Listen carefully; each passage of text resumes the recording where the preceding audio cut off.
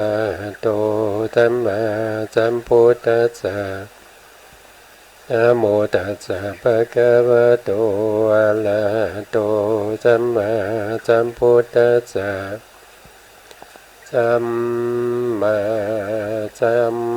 พุทธะมะตุลังสัสสะธัมมะคานุตตมังอภิวาทิยาภาสิสังอภิธัมมัตตาสังฆังตถาวุตตาภิธัมมัตตาจตุธาปรมัตตโต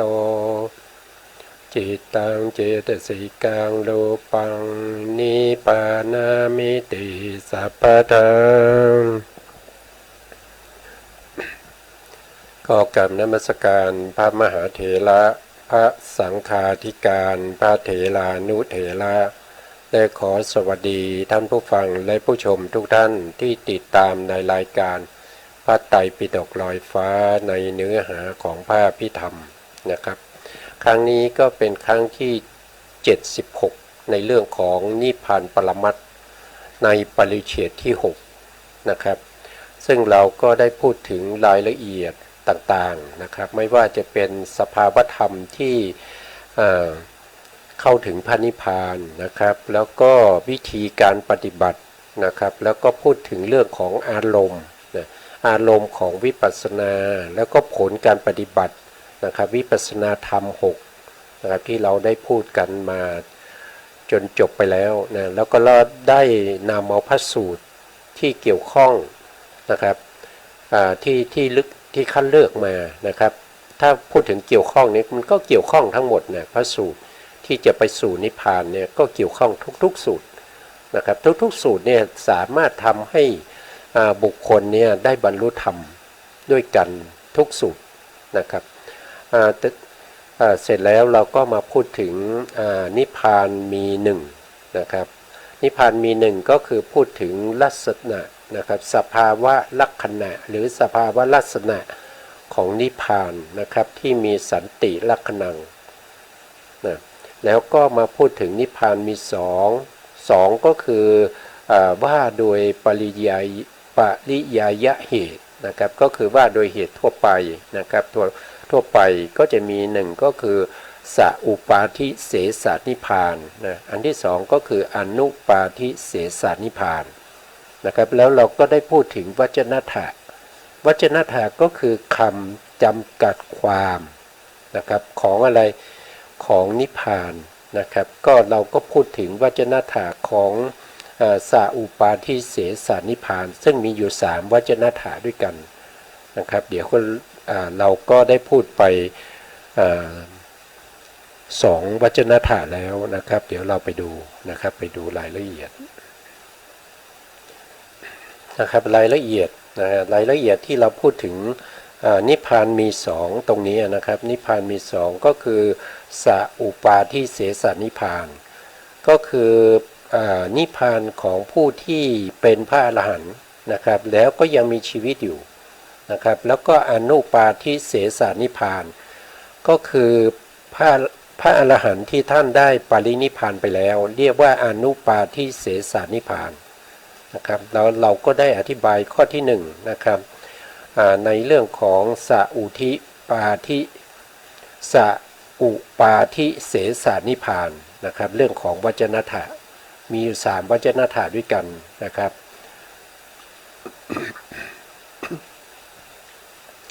นะครับ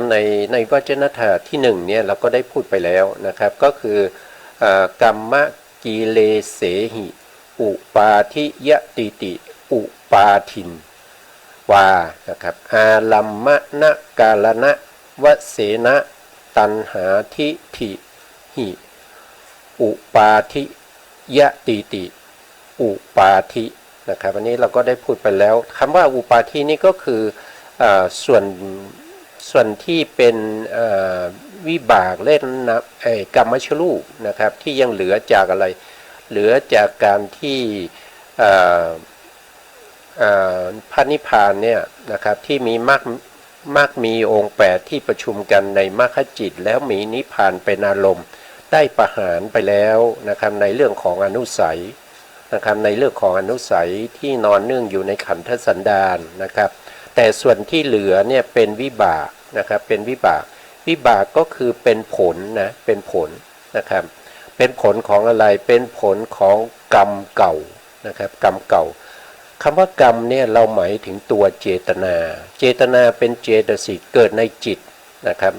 เพราะฉะนั้นวิบากเนี่ยก็จะเหมือนก็จะมีลักษณะคำว่าวิบากเราไม่เรียกว่าเป็นผลนะเราเรียกว่าวิบากนะครับวิบากก็คืออะไรก็คือสภาวะธรรมที่เหมือนกับเหตุเหมือนยังไงนะสภาวะธรรมที่เป็นเหตุนั้นคือตัวกรรมกรรมคือเจตนานะครับแล้วก็เกิดในจิตนะครับเกิดในจิตเกิดในอกุศลจิตบ้างเกิดในกุศลจิตบ้างนะครับอันนี้เรียกว่าเป็นตัวกรรมนะครับแล้วก็ให้ผลมาเป็นวิบากนะครับตัวกรรมเนี่ยเขาเป็นตัวจิตนะเขาเป็นตัวจิตเพราะฉะนั้นวิบากคำว่าวิบากเนี่ยก็เป็นผลของกรรมแต่ต้องเป็นจิตนะครับต้องเป็นจิตเราถึงจะเรียกว่าวิบากเพราะว่าเหมือนกับเหตุนะอย่างเช่นเราเอาข้าวเปลือกนะครับข้าวเปลือกนี่ไปปลูกในนาใช่ไหมครับเมื่อเราไปปลูกในนาเนี่ยผลของข้าวเปลือกนี่ก็คือจะงอกมาเป็นต้นข้าวต้นข้าวนี่เราจะไม่เรียกว่าวิบากนะเพราะมันไม่ใช่เป็นข้าวเปลือกใช่ไหมครับต้นข้าวใบข้าว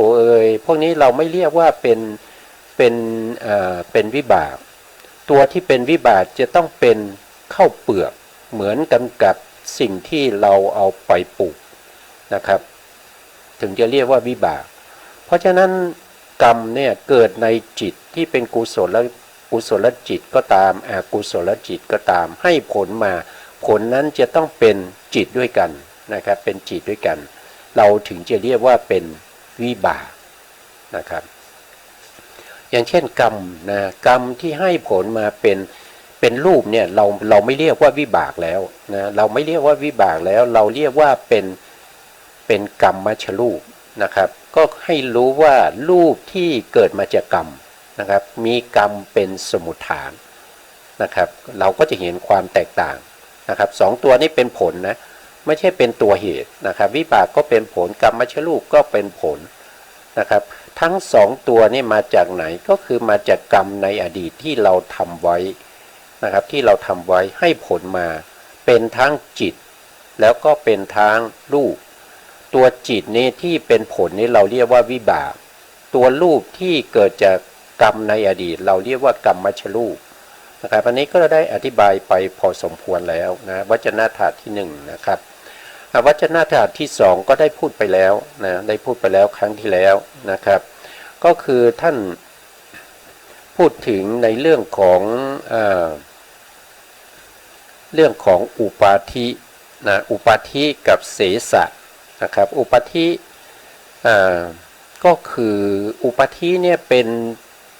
นพวกที่เป็นวิบากแล้วก็เป็นกรรมชรูปที่เป็นอารมณ์ให้แก่กิเลสนะครับให้แก่กิเลสเกิดขึ้นได้นะครับไม่ใช่กิเลสของพระอรหันต์นะแต่พระอรหันต์ท่านยังมีวิบากและกรรมชรูปนะครับเพราะมีวิบากและกรรมชรูปเพราะฉะนั้นบุคคลอื่นนะครับที่ยังไม่ได้เป็นพระอรหันต์เนี่ยท่านเห็นนะครับหรือว่าเป็นพระเสขบุคคลก็คือบุคคลที่ยังไม่ได้เป็นพระอรหันต์แต่เป็นโสดาบันเป็นพระอริยบุคคลแล้ว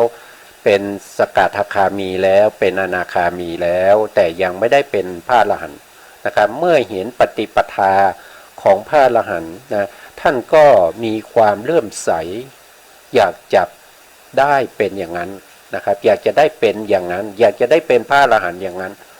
นะครับก็คือยังเป็นอารมณ์ให้แก่กิเลสของบุคคลอื่นได้ด้วยนะครับอันนี้เป็นอารมณ์นะครับอันนี้นะครับอันนี้ก็คือเสสะนะครับว่าโดยการ ถูกกรรมและ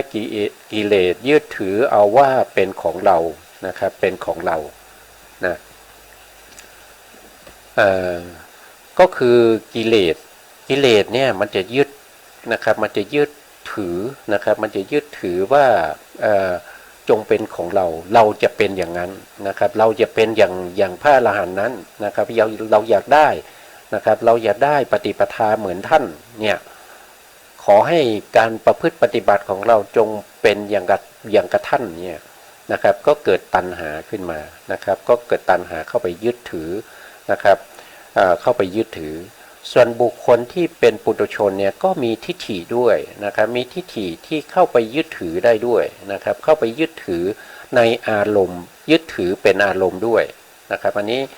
นี้ก็คือตัววิบากและกรรมชรูปนะครับที่เป็นอารมณ์ให้แก่กิเลสนะครับกิเลสของบุคคลอื่นนะครับนะอันนี้ก็ได้พูดถึงเมื่อเอาอุปาทิและเสสะนะครับเสสะในรวมกันก็เป็นอุปาทิเสสะก็คือหมายถึงอะไรหมายถึงกรรมชรูปนะหมายถึงวิบากและกรรมชรูปที่ยังวนเวียนอยู่ในวัฏสงสารนะครับวัฏสงสารก็คือกิเลสของพระอรหันต์นั่นเองนะครับกิเลสของพระโทษที พูดผิดนะครับขออภัยนะครับก็คือ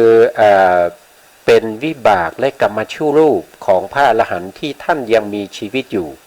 นะครับที่ท่านยังมีชีวิตอยู่นะครับที่ท่านยังต้องดำเนินชีวิตท่านรออะไรก็คือรอปรินิพพานนะครับรอปรินิพพานตามอายุไขของท่านนะครับตามอายุไขของท่านนะครับท่านไม่ได้มีการยึดถือนะครับยึดถือในนามธรรมในรูปธรรมทั้งหลายนะครับบ้างๆท่านก็จะเข้าพระสมาบัตินะแต่ถ้าท่านได้โลกิยฌานด้วยท่านก็จะเข้านิโรธสมาบัตินะครับ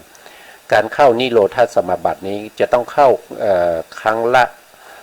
7 วันด้วยกันนะครับโดยปกตินะครับก็จะเข้า7 วันนะครับนิโรธสมาบัตินี้เวลาเข้าแล้วจิตของท่านจะดับเลยนะครับจิตของท่านจะดับเจตสิกของท่านจะดับจิตตชรูปของท่านจะดับจะไม่เกิดจะไม่เกิดในช่วงที่ท่านอยู่ในนิโรธสมาบัตินะครับจะไม่เกิดเหมือนคล้ายๆกับว่าท่านปรินิพพานแล้วนะครับคล้ายๆกับท่านปรินิพพานแล้วแต่จริงๆยังไม่ได้ปรินิพพานนะครับคือท่านเข้าไปเสวยความสุขที่เป็นสันติลักขณังในพระนิพพานนะครับในพระนิพพานเหมือนกับพระอรหันต์ที่ปรินิพพานแล้วนะครับอันนี้ก็เป็นลักษณะอย่างนั้นนะครับก็วจนะถาที่2ก็ได้อธิบายไปครั้งที่แล้วนะครับส่วนวจนะถาที่3นะครับก็คือสหอุปาทิเสเสนยาวัตตตีติสอุปาทิเสสานะครับนิพพานใดย่อมเกิดพร้อมด้วยวิบากและกรรมชรูปที่เหลือจากกิเลสทั้งหลายฉะนั้นนิพพานนั้นชื่อว่าสอุปาทิเสสะได้แก่นิพพานของพระอรหันต์ทั้งหลายนะครับของพระอรหันต์ทั้งหลายเข้าไปรู้แจ้งนะครับก็คือเป็นพระนิพพานที่พระอรหันต์ทั้งหลายเข้าไปรู้แจ้งนั่นเองรู้แจ้งนั่นคืออะไรก็คือตัวนิพพานนะครับเข้าไปรู้แจ้งตัวนิพพานนะก็ยังมีอะไรก็ยังมีวิบากและกรรมชรูปอยู่นะครับเข้าไปรู้แจ้งในพระนิพพานนะครับหรือว่าในขณะที่ท่านได้เป็นพระอรหันต์ใหม่ๆนะครับอันนั้นก็จะเป็นมรรคจิตและผลจิตนะครับแล้วก็จะมีหลังจากที่ผลจิตเกิดขึ้น2 ขนาดหรือ3 ขนาดแล้วท่านจิตของท่านก็จะลงสู่ภวังค์นะครับพอลงสู่ภวังค์ช่วงระยะเวลาหนึ่งแล้วก็จะมีวิถีใหม่เกิดขึ้นวิถีนั้นเราเรียกว่าเป็นวิถีที่เป็นปัจเจเวกขณะวิถีเกิดขึ้นมานะครับเกิดขึ้นมาในการที่จะพิจารณาในเรื่องของนิพพานนะครับพิจารณาเรื่องของนิพพานก็แสดงว่าท่านยังมีวิบากและกรรมชรูปนะครับเข้าไปมีนิพพานเป็นอารมณ์ นะครับวิบากคืออะไรนะครับวิบากก็คือนะครับก็คือจิตประเภทนี้นะครับก็คือจิตที่เป็นผลจิตนะเป็นผลจิตเพราะว่าผลจิตเนี่ยมีนิพพานเป็นอารมณ์นะครับส่วนในขณะที่ท่านมีการพิจารณานะครับหลังจากที่ท่านได้เป็นพระอรหันต์แล้วท่านพิจารณาในเรื่องของมรรคผลนะครับมรรคผลแล้วก็นิพพานกิเลสที่ท่านละไปนะครับท่านจะเหลือพิจารณาอยู่4อย่างนะครับพระอรหันต์เนี่ยพิจารณา4อย่างนะครับก็คือกิเลสที่ท่านละได้นะครับพิจารณามรรคที่ท่านได้พิจารณาผลที่ท่านได้แล้วก็พิจารณาถึงพระนิพพานนะครับท่านก็พิจารณาถึงพระนิพพานได้ด้วยนะครับในขณะนั้นก็คือในปัจเจเวคขณะวิถีนะครับจิตของท่านก็จะตัวที่เข้าไปพิจารณาก็คือพวกนี้นะครับก็คือมหากิริยานะครับมหากิริยาญาณสัมปยุตนะครับเข้าไปพิจารณาส่วนถ้าเป็นวิบากเนี่ยก็คือหมายถึงในขณะที่ท่านเข้าพระสมาบัตินะเข้าพระสมาบัติก็คือผลจิตที่จะเกิดต่อสืบเนื่องกันไปตราบเท่าที่ท่านยังอยู่ในพระสมาบัตินะครับอาจจะเป็นวันนะครับหรือว่าครึ่งวันหรือว่า2 วันก็แล้วแต่ท่านนะครับก็แล้วแต่ท่านนะครับหรือว่าท่านจะเข้าพระสมาบัติเป็นช่วงระยะเวลาเท่าไหร่นะครับในขณะนั้นท่านก็จะมีนิพพานเป็นอารมณ์แต่จิตที่จะเกิดแก่ท่านในช่วงนั้นก็คือผลจิตนะครับเรียกว่าอรหันตผลนะอรหันตผลนะครับอันนี้ก็เป็นวจนะถะที่ท่านได้อธิบายได้มุ่งหมายถึงพระนิพพานนั่นเองนะครับท่านได้อธิบายเรื่องของพระนิพพานในส่วนที่เป็นสาอุปาทิเสสนิพพานนะครับมี3วจนะถะนะครับผู้ที่ไปสอบก็ต้องดูเอาไว้นะครับ3วจนะถะนี้นะครับพร้อมทั้งความหมายนะครับเคยออกสอบด้วยนะครับเคยออกสอบด้วยนะต่อไปก็คือในส่วนที่2นะครับที่เรียกว่าอนุปาทิเสสนิพพานนะครับหมายความว่านิพพานที่ไม่มีขันธ์5คือวิบากและกัมมัชรูปเหลืออยู่ได้แก่นิพพานของพระอรหันต์ที่ปรินิพพานไปแล้วนะครับอันนี้ท่านปรินิพพานไปแล้วนะครับท่านปรินิพพานไปแล้วเนี่ยก็ยังมีนิพพานอยู่เหรอนะครับท่านปรินิพพานไปแล้วยังมีนิพพานอยู่เหรอบางท่านถามนะครับว่าหมายความว่านิพพานที่ไม่มีขันธ์5เนี่ยนิพพานที่ไม่มีขันธ์5เนี่ยขันธ์5และวิบากกัมมัชรูปไม่มีแล้วนิพพานยังมีอยู่หรือท่านถามอย่างนี้นะครับบางคนอาจจะถามอย่างนี้นะครับก็ตอบว่าท่านปรินิพพานนี่นั่นแสดงว่าท่านเข้าในเข้าสู่นิพพานแล้วนะเข้าสู่นิพพานแล้ววิบากและนามขันธ์เนี่ยท่านทิ้งไว้ในโลกิยะนะครับท่านเข้านิพพานแล้วนั่นแสดงว่าท่านมีนิพพานนะครับท่านอยู่ในนิพพานแล้วนะท่านอยู่ในนิพพานแล้วแต่วิบากและกัมมัชรูปนี่ท่านทิ้งไว้ในโลกิยะแล้วนะครับท่านปรินิพพานไปแล้วนะแสดงว่ามีนิพพานได้นะครับท่านปรินิพพานแล้วท่านยังมีนิพพานได้นะครับอันนี้ก็เป็นอนุปาทิเสสนิพพานนะครับก็คือหมายความว่าอย่างนี้นะครับคือท่านก็ปรินิพพานไปแล้วนะมีวจนะถะนะวจนะถะนะครับวจนะถะก็มีดังนี้นะครับนัตถิอุปาทิเสโสยัสสาตินะครับอนุปาทิเสโสอันนี้ก็มีความหมายว่าขันธ์5คือวิบากและกัมมัชรูปที่เหลือไม่มีในนิพพานนะไม่มีแก่นิพพานใดฉะนั้นนิพพานนั้นชื่อว่าอนุปาทิเสสะนะครับอันนี้วจนะฐานนี้ก็ง่ายๆนะครับก็คือหมายความว่านิพพานเนี่ยไม่มีวิบากและกัมมัชรูป นะครับไม่มีวิบากและกรรมชรูปก็บอกก็กล่าวแค่นี้นะครับนั่นแสดงว่าท่านปรินิพพานแล้วนะท่านเข้านิพพานแล้วท่านยังมีนิพพานอยู่เพราะท่านเข้าในนิพพานนะครับแต่วิบากและกรรมชรูปนั้นท่านสละทิ้งไปแล้วนะสละทิ้งไปไว้ในโลกิยะนี่แหละในโลกิยะนะครับในมนุษย์โลกหรือว่าในเทวโลกหรือว่าในพรหมโลกไม่ว่าจะเป็นรูปประพรหมนะครับรูปประพรหมนะส่วนรูปประภูมิเนี่ยท่านจะทิ้งพวกที่เป็นวิบากไว้นะครับเพราะว่ารูปประภูมิไม่มีกรรมชรูปนะไม่มีกรรมชรูปอันนี้ก็เป็นวจนะถะนะครับในการที่ว่าเมื่อโดยในการที่ว่าเมื่อว่าโดยปริยายะแห่งเหตุ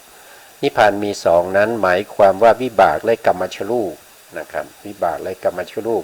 ยังคงเหลืออยู่และไม่มีเหลืออยู่นะครับก็คือสองเหตุนั่นเองก็คือหมายถึงพระอรหันต์ที่ท่านยังมีชีวิตอยู่นะครับกับพระอรหันต์ที่ท่านได้ปรินิพพานไปแล้วนะครับก็พูดง่ายๆอย่างนั้นนะครับเป็นเหตุให้ถึงสภาวะของพระนิพพานนะครับถึงสภาวะของพระนิพพานเหมือนกันนะผู้ที่ยังมีชีวิตอยู่ก็ถึงพระนิพพานโดยเป็นเอาหน่วงเอานิพพานมาเป็นอารมณ์นะครับหน่วงเอานิพพานมาเป็นอารมณ์แต่ผู้ที่เข้าถึงนิพพานแล้วก็คือเข้าไปในนิพพานแล้วไม่ได้มีการหน่วงเอานิพพานมาเป็นอารมณ์เหมือนกับบุคคลที่เป็นพระอรหันต์ยังมีชีวิตอยู่นะครับแตกต่างกันอย่างนี้นะครับด้วยเหตุนี้พระพุทธองค์จึงแสดงว่าพระนิพพานมีสองนะพระนิพพานมีสองตามเหตุดังกล่าวนะครับที่กล่าวมาแล้วนั่นนะครับนั้นแต่ก็เป็นการแสดงโดยปริยายะเหตุ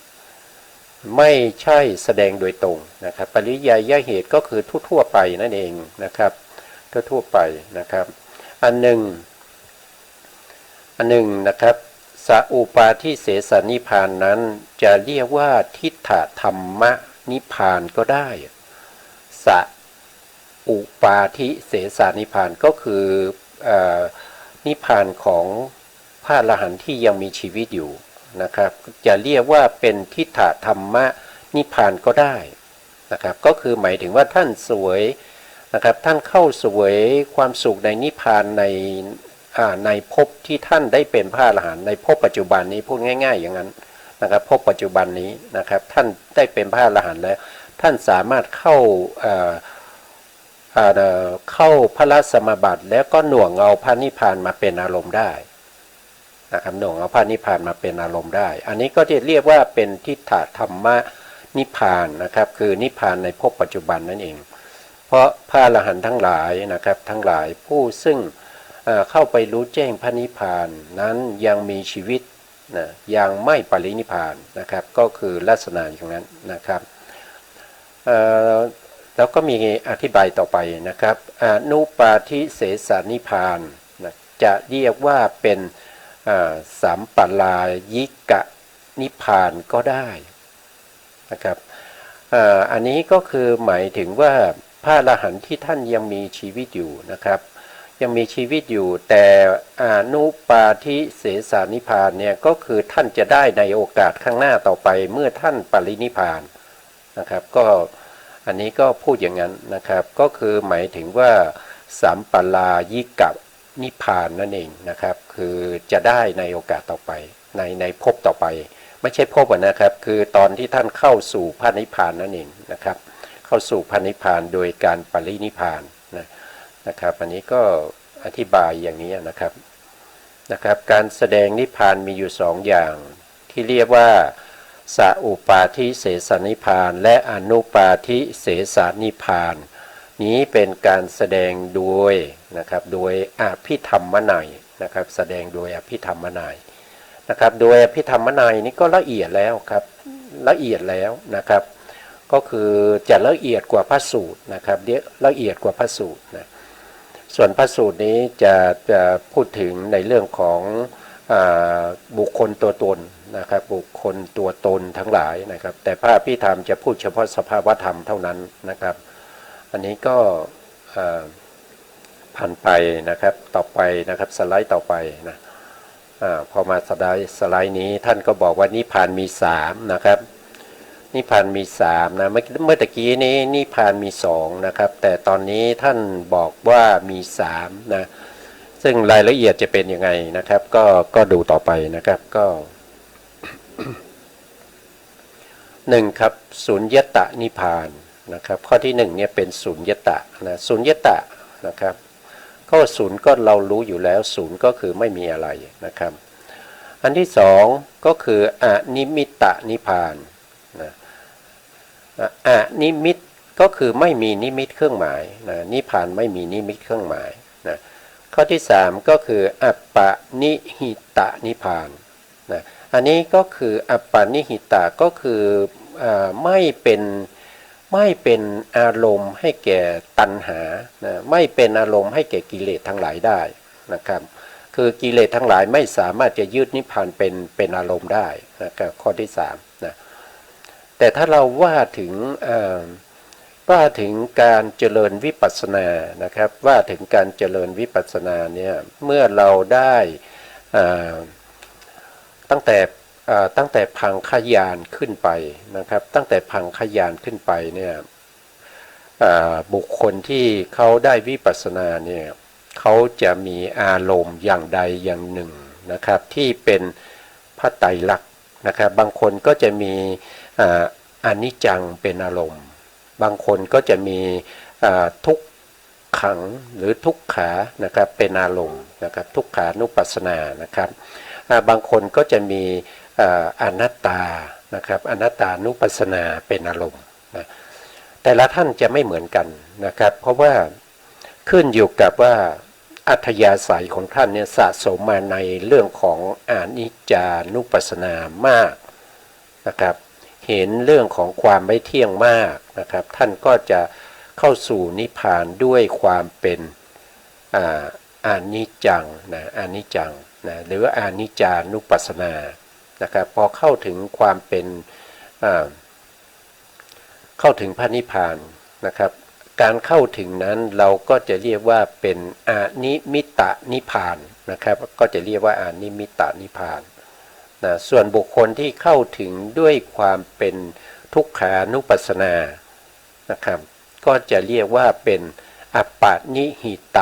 นิพพานนะครับอัปปนิหิตนิพพานส่วนบุคคลที่เข้าถึงด้วยความเป็นอนัตตานุปัสสนาก็จะเรียกว่าสุญญตนิพพานนะครับก็จะเป็นลักษณะอย่างนี้นะทีนี้มาดูคำอธิบายนะครับคำอธิบายในข้อที่1สุญญตนิพพานหมายความว่านะครับความเป็นอยู่ของพระนิพพานนั้นสูญสิ้นจากกิเลสและขันธ์ห้าไม่มีอะไรเหลืออยู่แล้วฉะนั้นจึงเรียกว่าสุญญตนะครับอันนี้ท่านก็อธิบายว่าเมื่อเข้าถึงนิพพานเนี่ยตัวพระนิพพานเนี่ยนะครับสูญไปจากวิบากแล้วก็กรรมชรูปสูญไปจากกิเลสแล้วก็ตัณหาแล้วก็ขันธ์ห้าทั้งหมดเลยนะครับสูญนะครับเพราะว่าเป็นอะไรเป็นสังคตธรรมนะครับแต่นิพพานเขาเป็นอสังคตธรรมนะครับเพราะฉะนั้นมันเป็นคนละฝ่ายกันนะครับหรือว่าเป็นปฏิปักษ์ต่อกันนะเมื่อมีพระนิพพานเนี่ยเมื่อเราความเป็นอยู่ในพระนิพพานเนี่ยเพราะฉะนั้นต้องสูญสิ่งที่เป็นสังคตธรรมเนี่ยทั้งหมดเนี่ยจะต้องสูญนะจะต้องสูญต้องดับไปนะครับถ้าไม่สูญเนี่ยจะเป็นความเป็นอยู่ของพระนิพพานนี่ไม่ได้นะครับเพราะฉะนั้นก็เรียกว่าเป็นสุญญตานิพพานนะครับส่วนข้อที่2นะครับข้อที่2ก็คืออนิมิตนิพพานหมายความว่าความเป็นอยู่ของนิพพานนั้นไม่มีนิมิตเครื่องหมายไม่มีรูปร่างสันฐานไม่มีสีสันวรรณะอย่างใดเลยนะครับเพราะก็พระนิพพานเนี่ยเป็นอสังคตธรรมนะครับ ส่วนที่มีรูปร่างสันฐานวรรณะพวกนี้มันเป็นสังคตธรรมต้องถูกปรุงแต่งด้วยปัจจัยสี่นิพพานเป็นอสังคตธรรมไม่ถูกปรุงแต่งด้วยปัจจัยสี่นะครับเพราะฉะนั้นเวลาที่ความเป็นอยู่ในนิพพานเนี่ยจึงไม่มีนิมิตเครื่องหมายนะครับที่เป็นรูปร่างสันฐานเป็นสีสันวรรณะพวกนี้จะไม่มีนะครับจะไม่มีในนิพพานนี้จะไม่มีนะครับเพราะฉะนั้นก็เลยไม่มีนิมิตเครื่องหมายเหล่านี้นะต่อไปนะครับธรรมดารูปประขันนั้นย่อมมีรูปกลาบนะครับกลาบก็รู้จักนะครับกลาบรูปกลาบเนี่ยก็คือการที่รูปหลายๆรูปมารวมกันนะครับเรียกว่าเป็นรูปกลาบนะครับรูปที่น้อยที่สุดที่เราเรียกว่ากลาบเนี่ยก็จะมีรูปอยู่8รูปนะครับทีนี้เรามาดูแผนภูมินิดหน่อยนะครับเพราะว่า ถ้าไม่มีแผนภูมินี้เราก็จะศึกษายากนะครับเราก็ดูแผนภูมิในเรื่องของรูปปรมัตถ์นะครับรูปปรมัตถ์ท่านพูดถึงรูปกลาบนะครับผมก็เลยเอารูปกลาบตรงนี้นะครับรูปที่เล็กที่สุดนะครับเล็กที่สุดเนี่ยเราก็จะเรียกว่าเป็นวินิโภครูปวินิโภครูปก็จะมีรูป8รูปที่แยกจากกันไม่ได้เราเรียกว่าสุทธัตถกลาบนะครับเป็นสุทธัตถกลาบนะครับก็จะมีเฉพาะอวินิโภครูป8เท่านั้นเป็นรูปที่มีอนูที่เล็กที่สุดแล้วนะครับที่จะเล็กกว่านี้ไม่มีนะครับที่จะเล็กกว่านี้ไม่มีอันนี้ก็เป็นรูปกลาบที่เล็กที่สุดมีรูปอยู่8รูปเราเรียกว่าเป็นสุทธัตถกลาบในจิตตชรูปก็มีนะครับในอุตุชรูปก็มี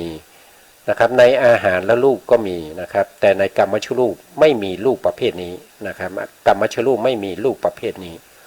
นะแล้วก็รูปที่มีจำนวนมากที่สุดที่เรียกว่ากลาบนะครับก็คือพวกที่เราเรียกว่าจักขุทัสสกกลาบมี10รูปนะครับ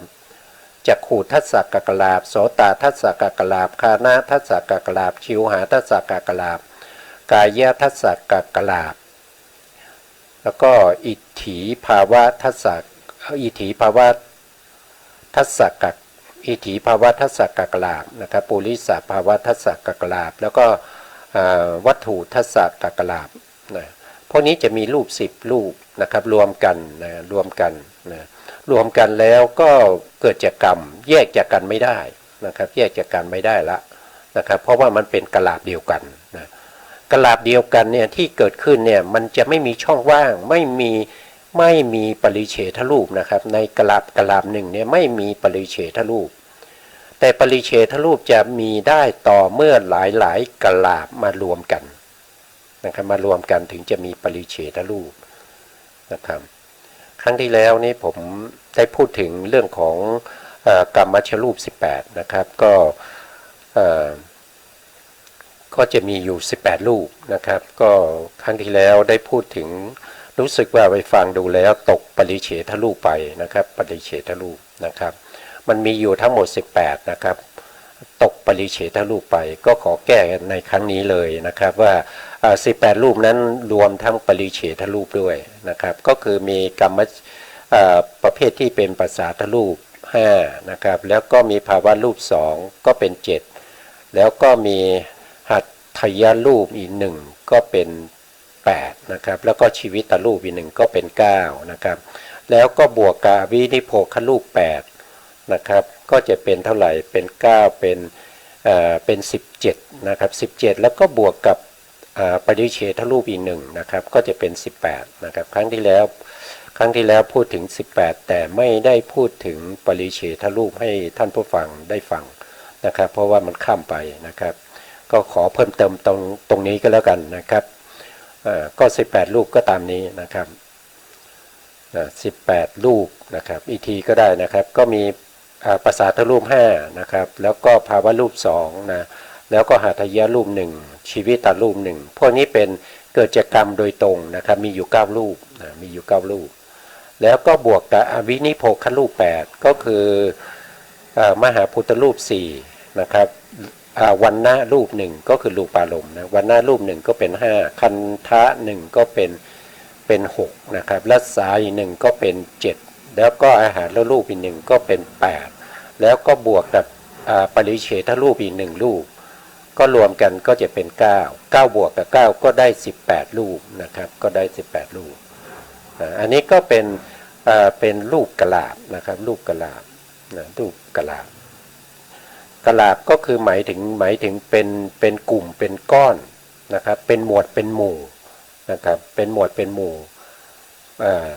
เป็นกะลาบแล้วเนี่ยจะแยกจากกันในกะลาบนั้นไม่ได้นะครับใน1กะลาบนะครับไม่ได้หมายถึงว่าการที่เราเอาลูกกะลาบหลายๆลูกกะลาบมาเรียงกันนะครับถ้าหลายๆลูกกะลาบมาเรียงกันอย่างนี้เราแยกได้นะเราแยกได้นะครับให้เข้าใจตามนี้นะครับก็ลูกกะลาบเกิดร่วมกันอยู่นะครับเกิดร่วมกันอยู่ฉะนั้นลูกกะลาบฉะนั้นรูปร่างสันฐานนะครับสีสันวันหน้าจึงปรากฏในส่วนของนามขันธ์สี่เมื่อกี้เขาพูดถึงรูปขันธ์นะครับรูปขันธ์ก็คือพวกรูปกะลาบเนี่ยถ้ามีรูปกะลาบก็จะมีรูปร่างสันฐานแล้วก็มีวันนะนะครับวันนะก็คือสีสันนั่นเองนะครับมีสีปรากฏด้วยนะถ้าเป็นส่วนของนามนะครับนามก็จะมีขันธ์สี่นะครับนามขันธ์สี่ก็คือได้แก่อะไรนะก็ได้แก่เวทนาเป็นนามนะครับเวทนาก็คือความรู้สึกอะไรรู้สึกสุขรู้สึกทุกข์รู้สึกเฉยๆพวกนี้เป็นเวทนานะครับอันที่2ก็คือสัญญานะครับสัญญาก็คือตัวจำอารมณ์นะครับจำอารมณ์จำได้นะครับว่าสีเหลืองสีเขียวสีแดงสีขาวนะครับสีชมพูอะไรพวกนี้ก็คือตัวสัญญาเป็นตัวที่เป็นตัวจำนะครับสัญญานอกจากจะจำปรมัตถธรรมแล้วยังจำในเรื่องของบัญญัติทั้งหลายได้ด้วยนะครับยังจำว่าเป็นสัตว์เป็นบุคคลนะครับยังจำประเภทที่เป็นบัญญัตินะครับจำไว้มากมายเหลือเกินนะครับนะก็จำไว้เป็นคนนี้พ่อคนนี้แม่คนนี้ลูกนะครับคนนี้พี่คนนี้น้องนะครับเขาจำหมดเลยนะครับก็จำอย่างนั้นมามากมายเหลือเกินนะครับเมื่อเราจะทำให้เขาจำในปรมัตถธรรมแล้วก็ให้เขา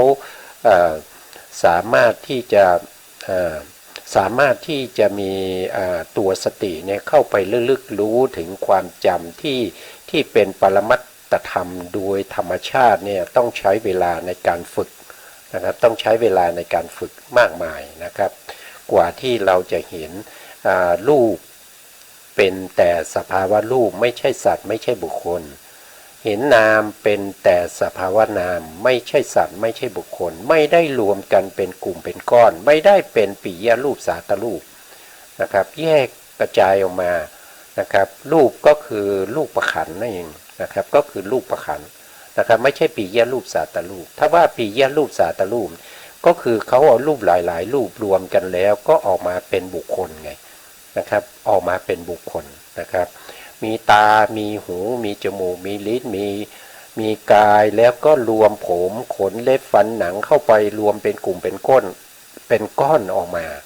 นะครับอันนั้นไม่เรียกว่ารูปขันธ์เขาเรียกว่ารูปะนะครับเขาเรียกว่ารูปะแต่ถ้าเป็นรูปขันธ์เนี่ยจะต้องเป็นรูปเป็นส่วนๆนะครับอย่างเช่นเป็นจักขุก็ต้องเป็นจักขุนะครับจักขุก็เป็นเฉพาะประสาทตาอย่างเงี้ยนะครับดูปารมณ์ก็จะเป็นเฉพาะสีเท่านั้นนะครับอันนั้นเป็นรูปขันธ์นะครับอันนั้นเป็นรูปขันธ์นะไม่ได้มองเห็นเป็นรูปะนะครับไม่ได้มองเห็นเป็นรูปะนะนามขันธ์สี่เมื่อกี้ผมพูดไปแล้ว2ขันธ์นะครับก็คือเวทนาขันธ์สัญญาขันธ์ที่ไปจำสิ่งต่างๆจำทั้งบัญญัติและปรมัตถ์นะครับแล้วก็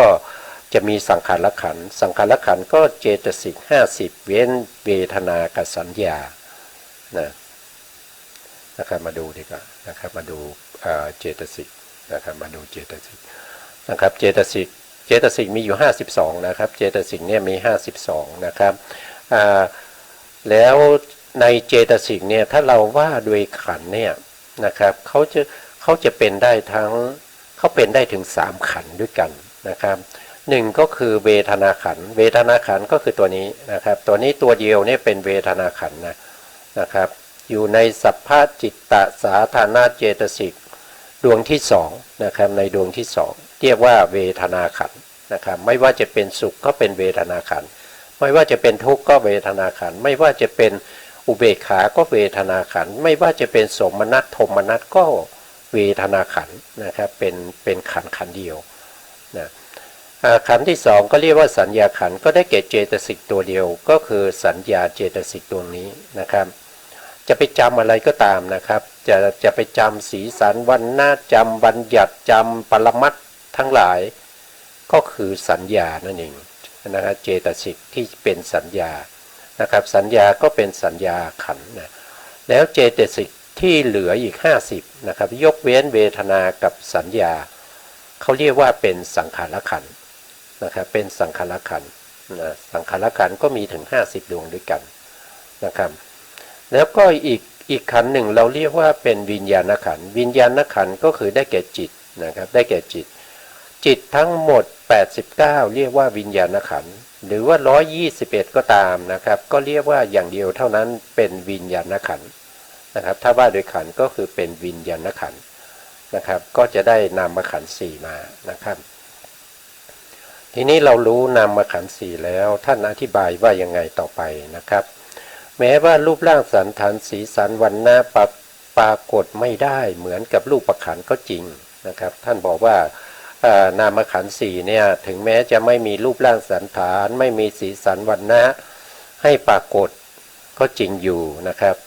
แต่ความเกิดสืบต่อกันของนามขันธ์ทั้ง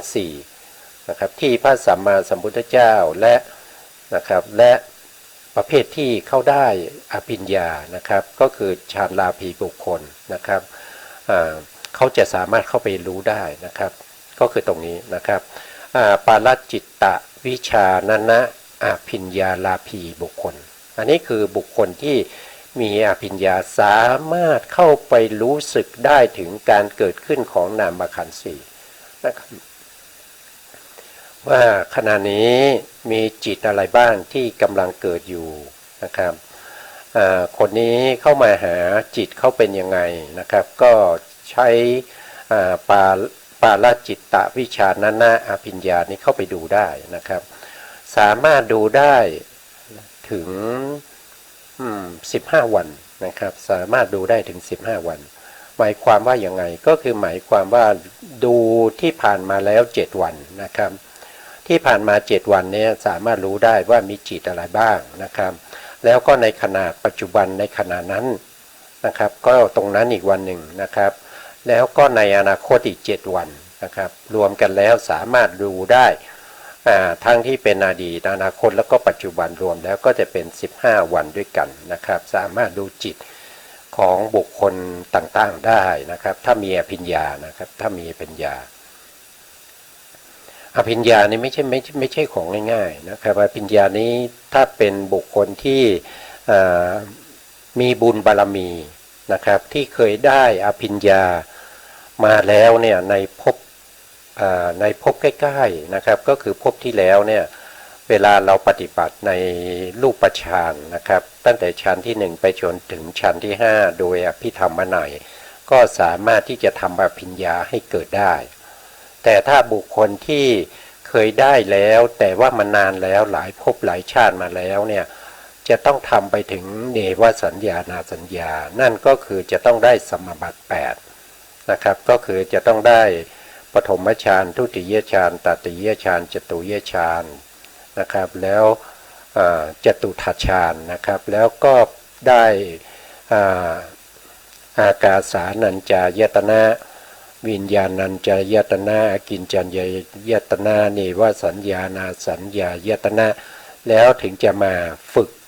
นะครับมาอธิษฐานให้เกิดอภิญญานะครับก็สามารถเกิดได้นะครับ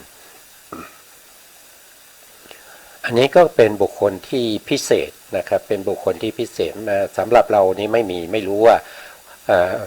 ผู้ฟังบางท่านอาจจะมีหรือเปล่าไม่รู้นะครับนะก็ขึ้นอยู่กับบุญบารมีนะครับนะทั้งหลายย่อมเห็นได้ด้วยปัญญานะครับอันนี้คือการเห็นนามขันธ์สี่เนี่ยไม่ได้เห็นด้วยตานะครับไม่ได้เห็นด้วยตาเนื้อนะครับเห็นด้วยตัวปัญญานะครับเห็นด้วยตัวปัญญาคืออะไรปัญญาคือเจตสิกตัวหนึ่งนะครับที่อยู่ในโสภณเจตสิกนะครับอยู่ตรงไหนก็อยู่ตรงนี้ครับอยู่ตรงนี้นะครับเห็นได้ด้วยปัญญาตัวนี้นะครับปัญญาตัวนี้ไปเกิดที่ไหนนะครับก็ไปเกิดในจิตของผู้ที่ได้รู้ถ้าเ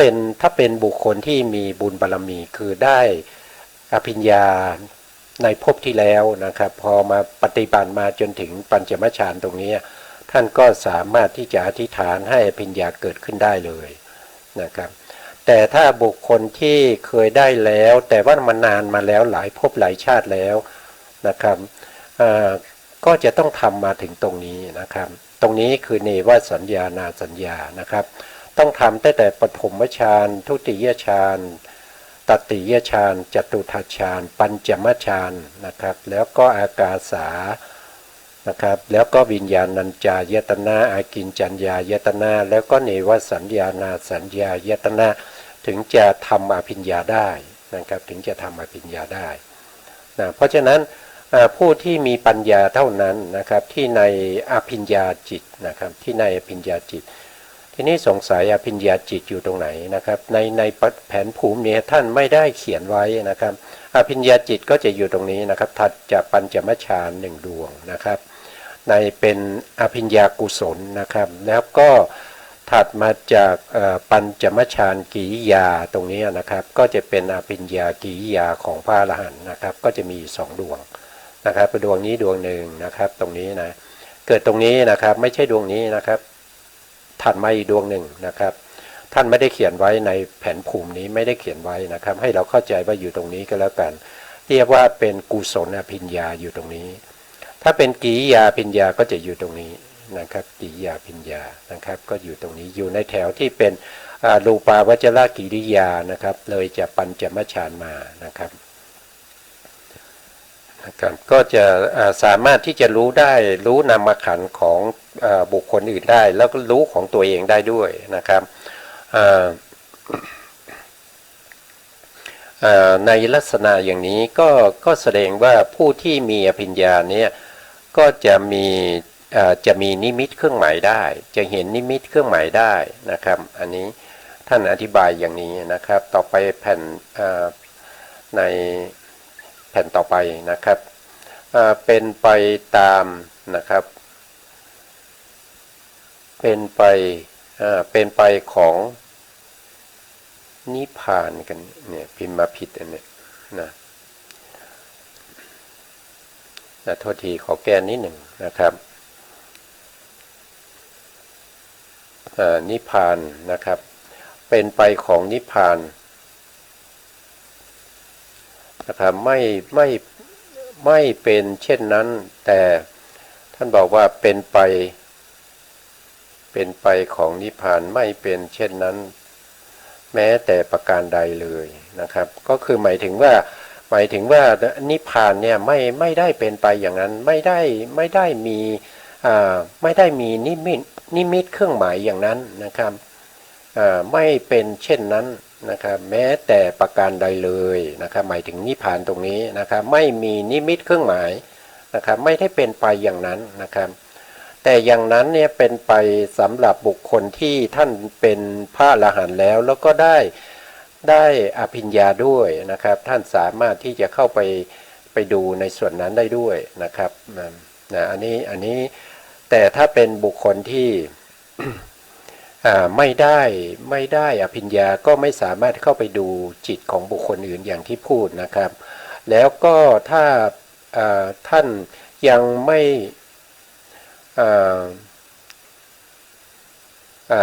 ถ้าท่านปรินิพพานไปแล้วนะครับก็จะไม่มีนิมิตเครื่องหมายนะครับฉะนั้นจึงไม่ชื่อว่าเป็นอนิมิตตะนะครับ นิมิตตนิพพานก็คือบุคคลที่ยังมีกิเลสเหลือยังมีวิบากและกรรมมัชรูปยังเหลืออยู่นะครับยังมีชีวิตอยู่พระอรหันต์ยังมีชีวิตอยู่นะครับนั้นก็ไม่เรียกว่าเป็นนิมิตตนิพพานนะครับก็คือเขายังมีวิบากในกรรมชรูปอยู่นะครับยังแสดงว่ายังมีนิมิตเครื่องหมายอยู่นะอันนี้ก็อธิบายตามนี้นะในส่วนที่3นะครับส่วนที่3เนี่ยก็เรียกว่าอัปปนิหิตนิพพานนะครับอัปปนิหิตนิพพานหมายความว่าความเป็นอยู่ของพระนิพพานนั้นไม่มีอารมณ์ที่น่าปรารถนาด้วยโลภะและไม่มีตัณหาที่เป็นตัวต้องการในนิพพานนั้นอธิบายว่าสังคตธรรมทั้งหลายที่เป็นรูปก็ตามเป็นนามก็ตามต้องมีสภาพปานิหิตะนะครับคือมีอารมณ์ที่น่าปรารถนาด้วยโลภะหรือตัณหาทั้งสองอย่างนี้อย่างใดอย่างหนึ่งหรือทั้งสองอย่างโดยโลกุตละจิตเจตสิกเหล่านี้จะไม่มีอารมณ์ที่น่าปรารถนาด้วยโลภะและตัวตัณหาก็จริงนะครับแต่ก็ยังไม่พ้นจากความเป็นอัปปนิหิต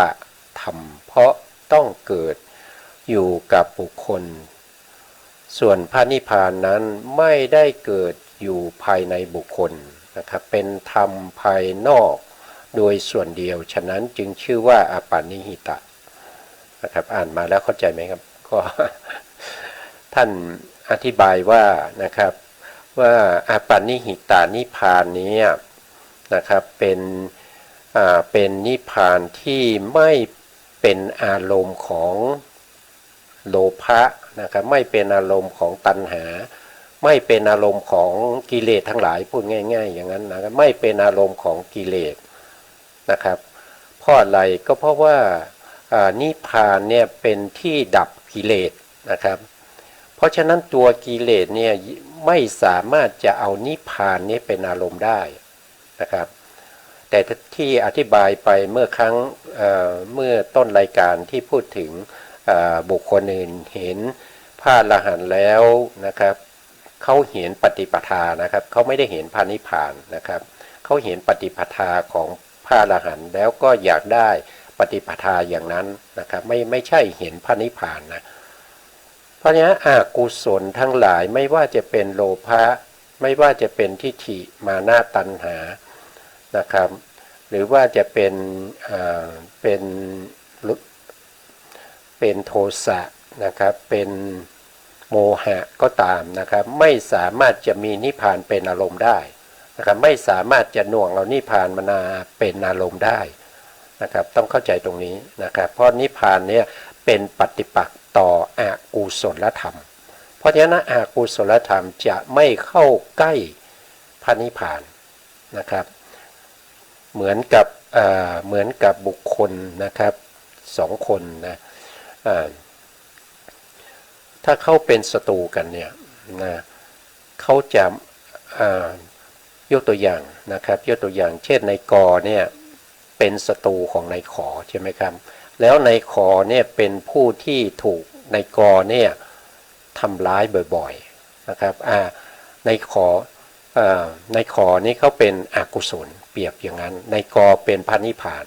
นะครับเพราะฉะนั้นนายขอเมื่อได้ยินชื่อของนายกเนี่ยเขาก็ตัวสั่นแล้วนะครับเหมือนกับอกุศลเช่นโลภะตัณหาเนี่ยได้ยินคำว่านิพพานเท่านั้นเขาก็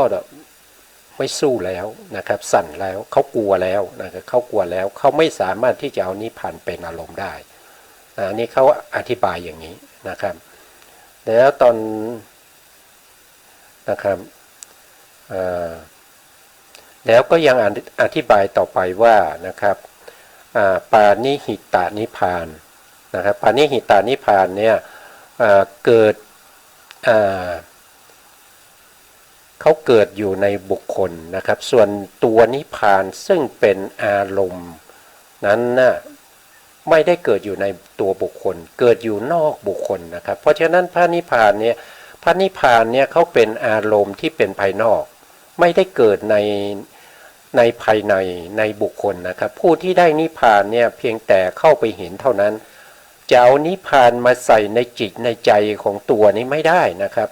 เพราะนิพพานเนี่ยเป็นแค่อารมณ์นะครับเป็นแค่อารมณ์แล้วนิพพานนี่เป็นสภาวธรรมที่เป็นภายนอกไม่ใช่ภายในด้วยนะครับฉะนั้นพระนิพพานจึงไม่เป็นที่ยึดถือของอกุศลได้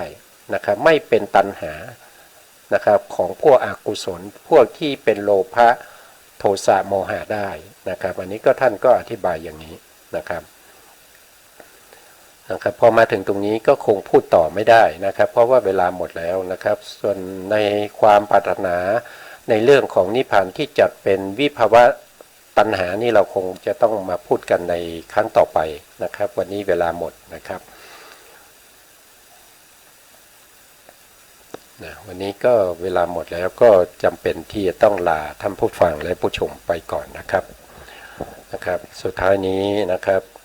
ก็ขอกราบขอบพระคุณพระครูสมุทรวิสุวัตร วรกิจโจผู้อำนวยการสถานีวิทยุเพื่อการศึกษาพระพุทธศาสนาและวัฒนธรรม FM 104.5 วัดไหหินจังหวัดเชียงใหม่แล้วก็ขอกราบขอบพระคุณพระครูปริยัติยานุศาสตร์แล้วก็ขอขอบคุณท่านผู้ฟังและผู้ชมทุกท่านที่ติดตามในรายการพระไตรปิฎกลอยฟ้าในเนื้อหาของพระอภิธรรมครับวันนี้เวลาหมดครับลาไปก่อนครับสวัสดีครับ